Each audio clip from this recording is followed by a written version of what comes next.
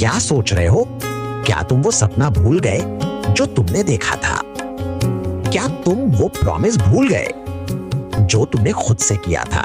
वो तकलीफ, वो दर्द जो तुम्हें तुम्हारे अपनों ने दिए थे? नहीं ना। तुम खुद से रोज ये कहते हो कि मैं करूंगा, लेकिन कब? कब तक खुद को यूं ही समझाते रहोगे कि कभी ना कभी हो ही जाएगा? अगर तुम्हें कुछ करना है तो आज से नहीं, अभी से अपने अंदर वो ताकत लाओ जिससे तुम उन सब के मुंह बंद करवा सको जो तुम्हें कहते थे कि तुम नहीं कर पाओगे।